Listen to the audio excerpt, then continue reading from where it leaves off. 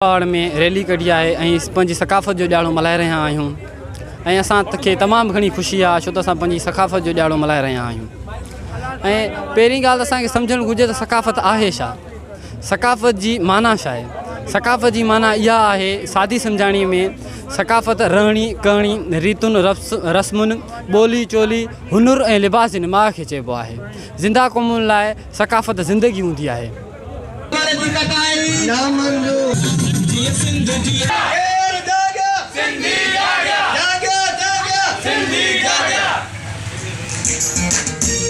लतीफ़ जी त असीं सिंधी हज़ार साल पुरानी सकाफ़त मल्हाए रहिया आहियूं हिते ऐं अॼु असीं सभु गॾु थिया आहियूं सिंधी सकाफ़त जे लिहाज़ सां।